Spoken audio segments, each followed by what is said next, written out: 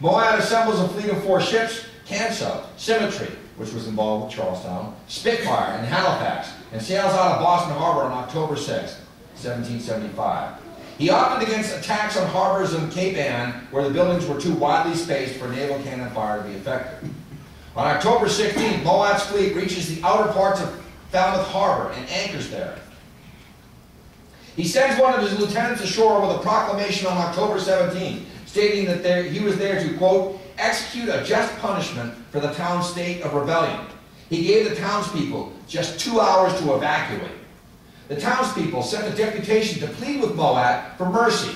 He promised to withhold fire if the town swore an oath of allegiance to King George. They must also surrender all their small arms and powder along with their gun carriages. In response, the people of Falmouth began to move out of town. No oaths were sworn, a small number of muskets were surrendered, but no gun carriages. Moat had set a deadline at 9 a.m. on October 18th for the town's response. By 9:40 a.m., the town appeared to be deserted, so he ran a red flag up the Canso's masthead and ordered that the fleet begin firing on the town of Falmouth. Incendiary cannonballs set fire to the harbor installations and most of the town's houses and public buildings. One witness reported, quote, the firing began from all the vessels with all possible briskness, discharging on all parts of the town, a horrible shower of balls from 3 to 9 pounds weight, bombs, carcasses, live shells, grape shot, and musket balls. The fire lasted with little cessation until 6 o'clock. It was kind of like a pirate voice, sorry. Moat then sent a landing party to set fire to any buildings that had survived. The town militia offered little significant resistance, as most were helping their families to safety. In spite of this, some of the landed British Marines were killed or wounded, and by evening, according to Moat, the body of the town was in one flame. Following the bombardment, Moat went on to Boothbay, where he set fire to a few houses and raided for livestock, but his expedition was faltering to an end. The decks of some of his ships had been inadequately braced for prolonged gunnery, and many of his guns had jumped their mounts. All this firing, he destroyed his own fleet. More than 400 buildings and houses were recorded as damaged or destroyed by fire in Falmouth. In his report to Graves, Moat stated that 11 small vessels were destroyed in the harbor itself and 4 captured, at the cost of 1 man killed and 1 wounded. The people were left to fend for themselves till the winter. A visitor to the town of Falmouth reported that a month later there was no lodging, no eating, or housekeeping in Falmouth. So it wasn't really a success. Moat returns to Boston and remains there as the winter was setting in. When Admiral Graves was relieved in December 1775, these punitive raids were gradually abandoned. This action brought Maine into the Revolution full heart and soul, and funds were set up to deliver food and supplies to the starving residents of Falmouth. The Wallace bombardments quickly on August 30, 1775. Royal Naval Captain James Wallace, commanding the HMS Rose, fires into the town of Stonington, Connecticut, after the townspeople there prevented Rose's tender from capturing a vessel it had chased into the harbor. There's a lot of privateering going on, by the way, by the colonists. They're stealing, they're raiding British shipping out and stealing its goods, bringing them back into harbor, imprisoning their crews. Apparently, not seeking to burn the town, he did not find grounds or incendiaries, although fires broke out. Wallace also fired on the town of Bristol, Rhode Island in October 1775, after its townspeople refused to deliver livestock to him, starting some fires. Burning of Norfolk.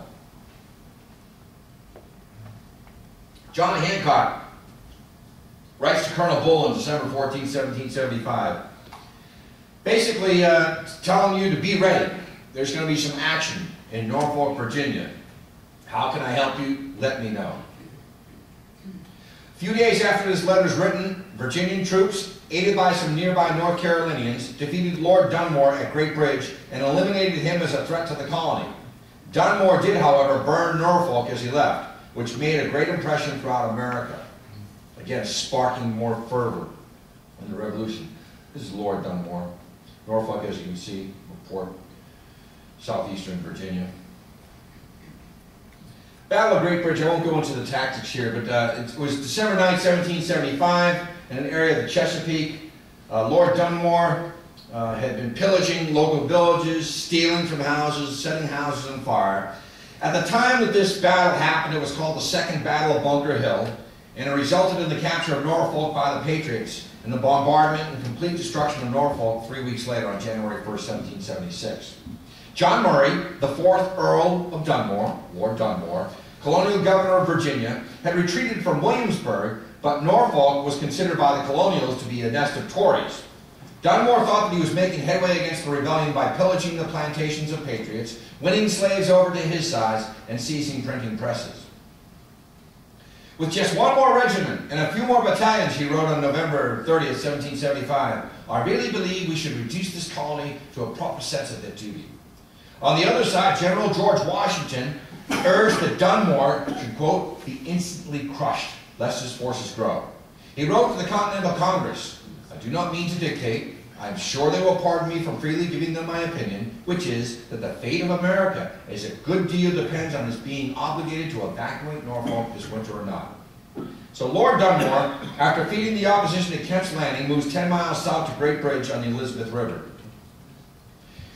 Great Bridge was a shipping point, etc. So he finds the resistance increasing, so he builds a stockade on the north side, removes the bridge planking, that was a British tactic, destroys 5 or 6 houses, and then comes Colonel William Woodford. He's in charge of the 2nd Virginia Regiment, and he's gathering forces at Great Bridge of Minutemen from Fauquier, Augusta, and Culpeper counties in the western part of the colony, as well as volunteers from Princess Anne and Norfolk counties.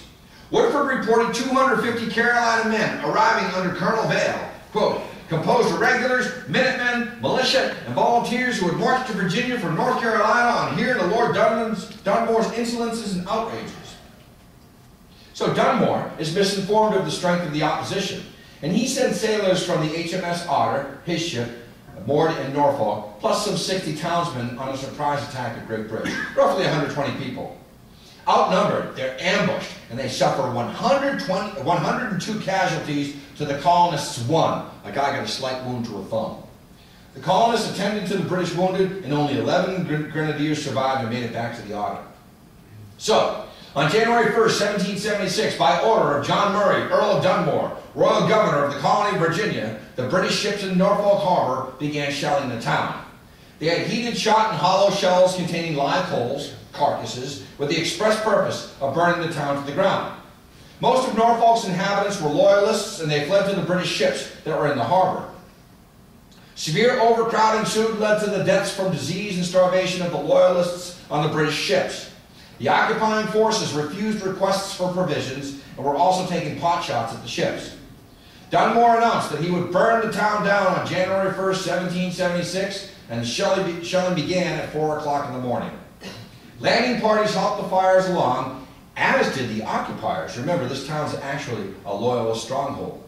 So on January 1st, 1776, the Norfolk sky turned flaming red and then cloudy with updrafts of blowing soot.